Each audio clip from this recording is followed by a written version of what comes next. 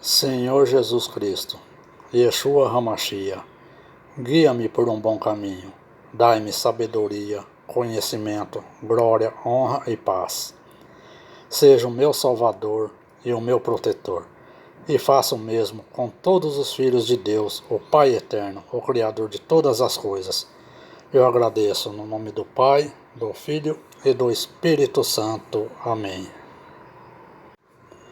Em todos os vídeos que eu coloco no YouTube, eu coloco na descrição do vídeo o versículo 14 de 2 Coríntios, capítulo 12, deixando o dedo indicador na parte que fala: eu quero vocês, e não o dinheiro de vocês. O apóstolo Paulo está falando em 2 Coríntios, capítulo 12, verso 14. E eu falo também a mesma coisa. Eu quero vocês e não o dinheiro de vocês. Nesse vídeo eu vou mostrar na Bíblia que Adão não foi o primeiro homem a habitar na terra. E outros assuntos que vai deixar você com a mente aberta para receber a verdade e sair do engano. É nessa base que eu digo que antes de Adão já havia seres humanos na Terra. Só que nessa humanidade ninguém proclamava o nome do Senhor. Em Gênesis, capítulo 1, verso 27, diz que criou o homem e mulher e os abençoou. Criou, está marcado, criou. Em Gênesis 2, Gênesis capítulo 2, verso 5 e verso 6 diz: não havia ainda nenhuma planta no campo da terra, pois ainda nenhuma erva do campo havia brotado, porque o Senhor Deus não tinha feito chover sobre a terra.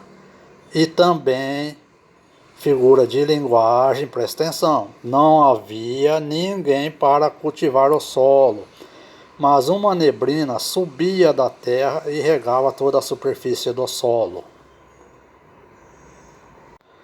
Vamos ver em Deuteronômio capítulo 32, verso 2 e 3. O que significa? Chuva, orvalho. Vamos ver. Deuteronômio capítulo 32, verso 2 e 3, que diz: goteje a minha doutrina como a chuva, tá vendo? A chuva significa doutrina. Destile a minha palavra como orvalho, como chuvisco sobre a relva e como gotas d'água sobre a erva, porque proclamarei o nome do Senhor. Louvem a grandeza do nosso Deus. Aqui fica claro que na criação de Gênesis, capítulo 1, verso 26 e 27, ninguém anunciava ou usava o nome do Senhor no culto de adoração a Deus. Em Gênesis, no capítulo 2, versos 5 e 6, é figura de linguagem. O Criador queria que alguém proclamava o nome do Senhor. Veja em Gênesis, capítulo 4, verso 26. Sete foi o pai de um filho e o chamou de Enos. Esse foi nesse tempo que o nome do Senhor começou a ser usado no culto de adoração a Deus. Tá vendo? O Criador formou, quer dizer, ensinou o homem. O primeiro Adão, que era para trazer a humanidade para Deus, pecou, caiu. O segundo Adão, que é Cristo, não pecou. Figura de linguagem. Adão e Eva pecou, e Caim matou Abel. Se Adão e Eva teve Abel e Caim, de onde apareceu essa mulher que Caim casou? Veja em Gênesis capítulo 4, verso 16. Então Caim saiu da presença do Senhor e foi morar na região de Nod, que fica ao leste do Éden. Verso 17. Caim e sua mulher tiveram um filho e lhe deram o nome de Enoque. Mais tarde, Caim construiu uma cidade e a chamou de Enoque, o nome de seu filho. Aonde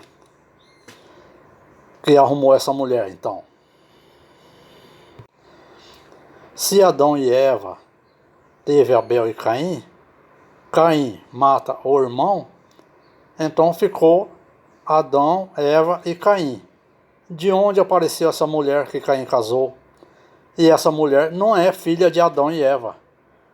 Agora, falarem que Adão foi o primeiro ser humano a habitar na Terra, isso não entra na minha cabeça. O projeto do Criador sempre foi fazer com que todos os seres humanos deixem o Espírito Santo morar dentro de cada um de nós. Mas para que isso aconteça é necessário praticar essas obras: amor, alegria, paz, paciência, retidão, bondade, fidelidade, mansidão e domínio próprio. No livro de João, capítulo 1, verso 14, diz assim: a Bíblia, que é a palavra se tornou um ser humano, o nosso Senhor, quer dizer, a Bíblia se tornou um ser humano e morou dentro de nós, cheia de amor e verdade, e nós vimos a revelação da sua natureza divina, natureza que ele recebeu como Filho único do Pai. Em João, no capítulo 1, verso 1, diz assim: no começo, aquele que é a palavra, quer dizer, a palavra, o nosso Senhor, já existia, quer dizer, a palavra já existia. Ele estava com Deus e era Deus. Desde o princípio, a palavra estava com Deus. Verso 3. Por meio da palavra, Deus fez todas as coisas e nada do que existe foi feito sem ela. Agora vamos para o verso 10. A palavra estava no mundo e por meio dela Deus fez o mundo, mas o mundo não a conheceu. Aquele que é a palavra veio para o seu próprio país, mas o seu povo não a recebeu. Quer dizer, o povo de Israel, a nação de Israel, não o recebeu. Porém, alguns creram nele e o receberam, e a estes ele deu o direito de se tornarem filhos de Deus. Alguns creram, não foram todos, está vendo? Em Gênesis, no capítulo 5, verso 2, está escrito assim: Deus os criou, está vendo? Deus os criou, não está falando formou. Criou homem e mulher e os abençoou, e lhes deu o nome de humanidade. Vamos ver em Gênesis, no capítulo 1, verso 27 e 28. Assim Deus criou os seres humanos. Ele os criou parecidos com Deus. Ele os criou, tá vendo? Não é formou, criou homem e mulher e os abençoou, dizendo: tenham muitos filhos, espalhem-se por toda a terra e a dominem. E tenham poder sobre os peixes do mar, sobre as aves que voam no ar e sobre os animais que se rastejam pelo chão. Essa criação virou uma humanidade. Jesus também fala em Mateus, capítulo 19, verso 4, e em Marcos, capítulo 10, verso 6. Aqui ele fala da criação, não está falando que formou. Só que essa humanidade não adorava a Deus, não invocava o Senhor. Em Gênesis, capítulo 2, verso 5, fala em figura de linguagem. Veja com muita atenção. Não havia brotado nem capim nem plantas, pois o Senhor ainda não tinha mandado chuvas. E não havia ninguém para cultivar a terra. Olha, não havia ninguém para cultivar a terra. Quer dizer, ninguém anunciava ou usava o nome do Senhor no culto de adoração a Deus. Veja em Gênesis 4, verso 26. Essa humanidade de Gênesis, capítulo 1, verso 27, viviam como animais racionais.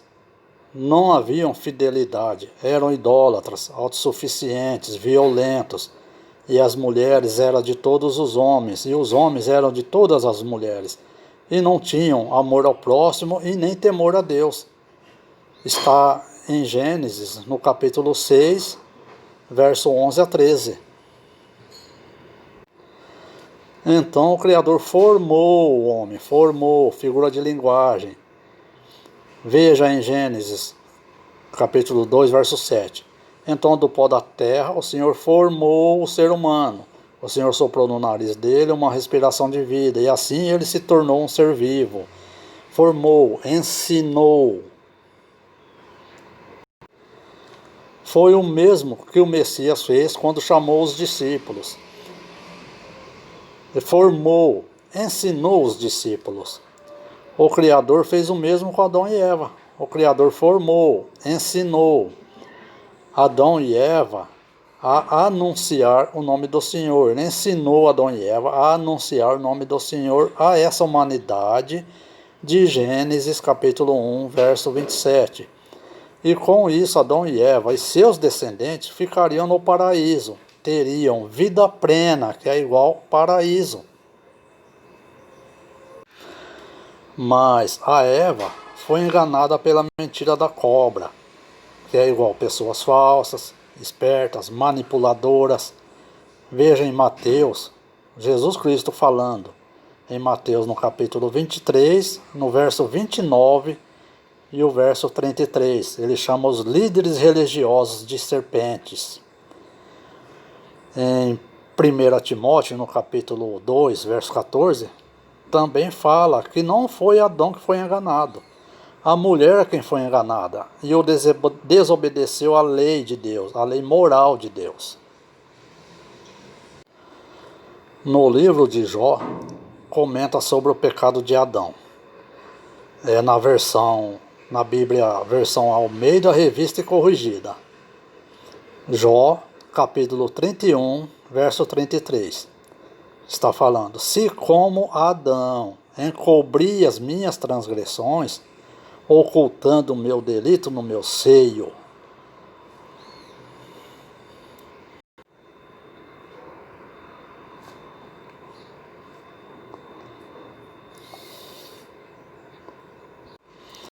Quer dizer que primeiro a Eva pecou e Adão escondeu do Criador o erro da Eva, como fala em Jó, capítulo 31, verso 33. A lei moral de Deus foi quebrada por Adão e Eva. Por causa do pecado de Adão e Eva é que foi ordenado a oferecerem sacrifícios de animais até a vinda do Messias. Abel fazia corretamente, mas Caim não fazia. Veja em Gênesis, no capítulo 4, verso 4 e verso 5. Abel, por sua vez, pegou o primeiro carneirinho nascido do seu rebanho, matou-o e ofereceu as melhores partes ao Senhor. O Senhor ficou contente com Abel e com a sua oferta, mas rejeitou Caim e a sua oferta. Caim ficou furioso e fechou a cara. Vamos ver o que Caim fazia. Ele desagradava a Deus. Vamos ver em Judas, no verso 11. O que é que Caim fazia? Está escrito assim: ai deles, segue o mesmo caminho de Caim, por causa de dinheiro, suborno.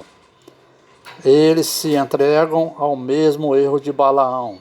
E como Corá se revoltou e foi destruído, eles também se revoltam e serão destruídos. Depois que Caim matou Abel, ele se revoltou e saiu da presença do Senhor e casou com uma mulher que pertence à criação de Gênesis, capítulo 1, verso 27, que viviam como animais irracionais. Veja, em 2 Pedro, que fala das pessoas que vivem como animais racionais. 2 Pedro, capítulo 2, verso 12. Mas estes, como animais irracionais, que seguem a natureza, feitos para serem presos e mortos, blasfemando do que não entendem, perecerão na sua corrupção. E com essa humanidade, Caim e seus descendentes passaram a se tornar autossuficientes e violentos.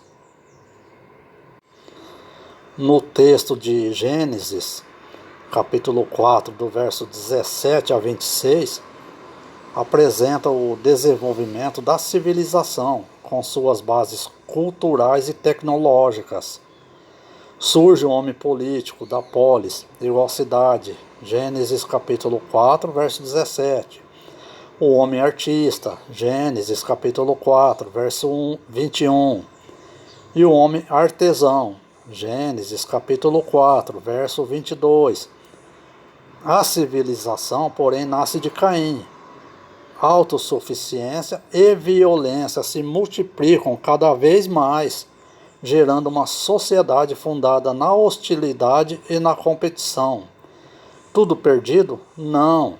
Surge também o homem religioso, Gênesis capítulo 4, verso 26, que busca reunir novamente aquilo que o homem autossuficiente divide e separa. Veja em Gênesis capítulo 4, verso 26. E a Sete também nasceu um filho e chamou seu nome Enos. Então se começou a invocar o nome do Senhor. Está vendo? Em Gênesis capítulo 4, verso 26. Nasceu a Sete, também nasceu e a Sete também nasceu um filho que chamou o nome de Enos. Então começou a invocar o nome do Senhor. Os filhos de Deus, que são as pessoas geradas de Adão e Eva, se casaram com as pessoas que foram criadas no início de Gênesis 1, 27. Veja em Gênesis, capítulo 6, verso 1 e 2. Quando as pessoas começaram a se espalhar pela terra e tiveram filhas, e os filhos de Deus, pessoas geradas de Adão e Eva, não é anjos caídos como as pessoas falam, viram que essas mulheres eram muito bonitas, então escolheram as que eles quiseram e casaram com elas. Mas as pessoas andam falando que anjos caídos, não é, são pessoas geradas de Adão e Eva. E daí em diante, as pessoas passaram a viver menos. Veja em Gênesis capítulo 6, verso 3.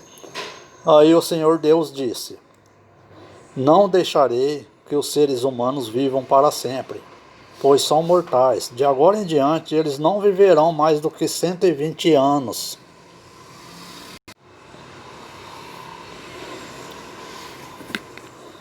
Isso foi até o tempo de Noé, no dilúvio. E no dilúvio, essas pessoas, essa criação morreu. Em Gênesis, a criação de Gênesis 1, 27, foram mortos. De agora em diante vem a geração de Noé, até que as pessoas novamente é corrompida pela autossuficiência. Veja em Gênesis, capítulo 11, verso 1. Naquele tempo, do verso 1 até o verso 9, né? Vamos fazer a leitura do verso 1. Naquele tempo, todos os povos falavam uma língua só. Todos usavam as mesmas palavras. Agora eu vou pular para o verso 3. Um dia disseram uns aos outros: vamos pessoal, vamos fazer tijolos queimados. Assim eles tinham tijolos para construir em vez de pedras e usavam piche em vez de massa de pedreiro. Verso 4. Aí disseram: agora vamos construir uma cidade que tenha uma torre e chegue até o céu. A intenção deles era sempre grandeza. Assim ficaremos famosos e não seremos espalhados pelo mundo inteiro. Verso 6. O Senhor disse assim: essa gente é um povo só, e todos falam uma só língua. Isso que eles estão fazendo é apenas o começo. Logo serão capazes de fazerem o que quiserem. Verso 7. Vamos descer, Deus disse, vamos descer e atrapalhar a língua que eles falaram. Quer dizer, Deus diz com os anjos: vamos descer e atrapalhar a língua que eles falam, a fim de que um não entenda o que o outro está dizendo. Verso 9. A cidade recebeu o nome de Babel, pois ali o Senhor atrapalhou a língua falada por todos os moradores da terra, e dali os espalhou pelo mundo inteiro. O texto de Gênesis, do capítulo 11, do verso 1 até o 9, apresenta outra explicação para a diversidade de povos e línguas. É um castigo contra a pretensão coletiva que, como a dos antepassados de Gênesis capítulo 3, é uma falta provocada pelo orgulho. Está em Gênesis capítulo 11, verso 4. Babel lembra certamente Babilônia, Senaar, a civilização que se tornou o modelo das grandes potências. Babel se apresenta como símbolo da cidade formada pela autossuficiência, que produz uma estrutura injusta e opressora, exploradora e opressora. A reunião dos povos e línguas acontecerá no Pentecostes, Atos dos Apóstolos, capítulo 2, e na consumação da história, Apocalipse, capítulo 21 e capítulo 22. Na mesma linha de Gênesis, capítulo 3 até o capítulo 11, a ambiguidade humana produz uma relação social competitiva, que está em Gênesis, no capítulo 4, verso 1 a 16. Uma cultura ambígua, que está no Gênesis, capítulo 4, verso 17 a 26. Um processo histórico caótico, que está em Gênesis, no capítulo 6 até o capítulo 8. E uma cidade idolátrica, que eu acabei de falar agora em Gênesis, capítulo 11, do verso 1 a 9. Daqui para frente começa uma nova história voltada para uma relação social justa, para uma cultura verdadeiramente humana, para um processo histórico dirigido para a vida, e uma cidade fundada na justiça e na fraternidade. Em Deuteronômio, no capítulo 32, verso 8 e 9, diz que quando o Altíssimo separou os povos e deu a cada povo as suas terras, ele marcou as fronteiras das nações, dando a cada uma o seu próprio Deus. Próprio Deus, com letra minúscula, né? Pode ser anjos. No verso 9, mas escolheu Israel para ser o seu povo. Os descendentes de Jacó pertencem ao Senhor. Pois é, aqui em Deuteronômio, no capítulo 32, verso 8 e 9, está falando que Deus espalhou as nações, mas Israel foi escolhido por ele. A nação de Israel foi predileta dele. As outras nações escolheram os próprios Deus, adoravam anjos, viraram idólatras. É o que fala em Gênesis, no capítulo 12, verso 1 a 3.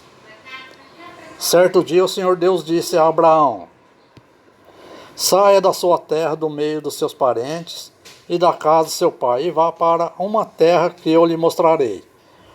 Os seus descendentes vão formar uma grande nação. Eu o abençoarei, e o seu nome será famoso, e você será uma bênção para os outros.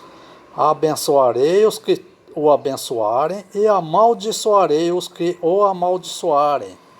E por meio de você, eu abençoarei todos os povos do mundo.